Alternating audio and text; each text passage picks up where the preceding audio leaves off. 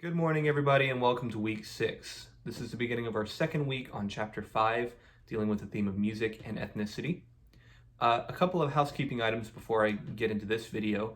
Please don't forget that by Friday at 11:59 p.m., you have your second quiz due online on Canvas. And tonight by 11:59 p.m., you have your 2 replies to the discussion post where you've posted your listening guides. I'll be offering more detailed feedback on those after all the replies are in at the end of the day. By the end of the week, I'll try to get you all some feedback on those. But from what I've seen so far, they all look really good. So good job. My hope is to give you some feedback that'll help refine your work towards your final paper. But what I'm seeing looks really good. Okay, so let's get into what we're looking at this week. You have some really interesting pieces in your listening guide. Firstly, we have Duke Ellington, the Duke Ellington Orchestra playing Caravan. And if you look in the listening guide, there's 2 performances. One is from 1937 and the other from 1952. And there's a little bit of reading on that in the listening guide folder, but I think you'll find it interesting. It goes into how jazz music changes, maybe more readily than like Western classical music, for example, because the performances are necessarily improvisatory, and in 15 years, Duke Ellington and the members of his orchestra may have found different ways that they liked playing the piece of music. Whereas something like Ravel's Habanera from Rhapsody Espagnole, even though it's been around for over 100 years at this point, a performance now is going to sound very similar to a performance of it did in its day. So that's one piece to take a look at, is Duke Ellington Orchestra playing Caravan. Another piece that you're going to be reading about and looking at this week is William Grant Still's Afro-American Symphony. This is really, really important.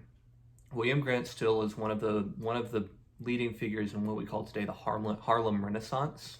And this was a time period in which the neighborhood of Harlem in New York saw the rise of Black intellectuals and writers and musicians, and it really was this rebirth of Black intellectual culture in Harlem during this time period, from about probably the turn of the century until sometime in the 20s, maybe early 30s, is when this was going on.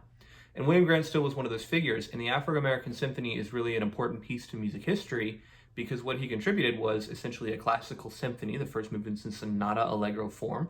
That's really important, which is the sort of staple form of Western art music. But what he includes in it, the first theme, for example, is a 12-bar blues. And then later on, the second theme is a spiritual.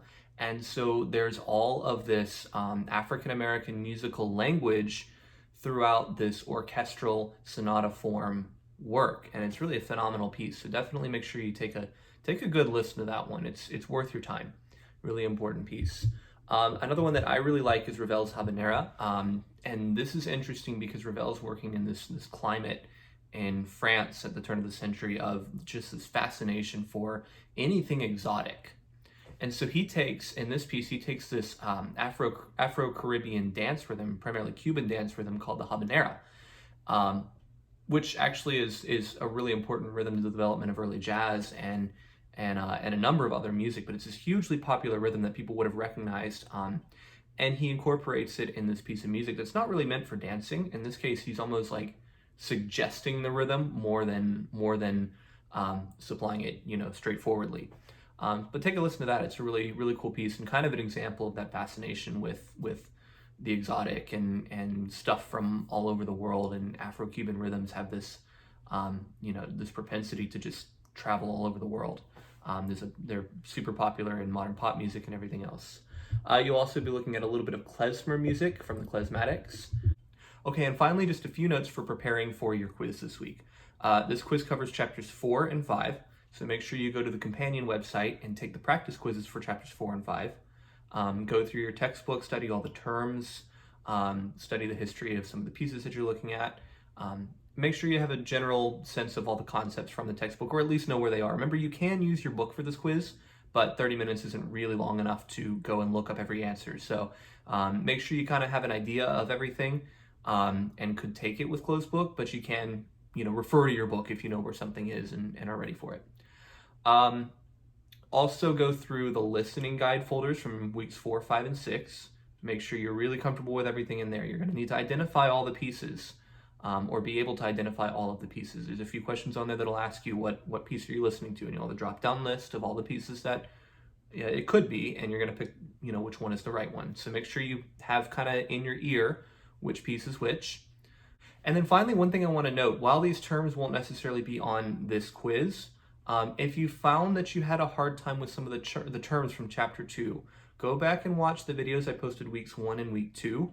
You can skip around a little bit in them, and I think what I'm going to do is cut them up for you all so that you can find exactly what you're looking for more easily. I'll post several videos that are just versions of that one cut up when I get time to go back and put them in the editing software and do that. But all of those different terms from chapter 2 that I know it seems like a lot, the conjunct versus disjunct melodies and the dissonant versus consonant harmonies, all of this terminology for describing music, you should feel a little more comfortable with it now after doing the discussion assignment from week 2. But if you still feel uncomfortable with some of that, those 2 videos are long, but they break everything down one after another. I broke every single one of those terms down in both of those videos. So go back and watch those. You don't have to necessarily watch them all the way through. You can skip around. Maybe find, if you're uncomfortable with form, find the section that deals with form and watch that, for example. Again, I will be cutting those videos up so that they're a little easier to navigate, but for now, I would go ahead right away and start looking into those, skipping around in those videos and finding explanations of what you're uncomfortable with. Okay, as always, email me if you have any questions.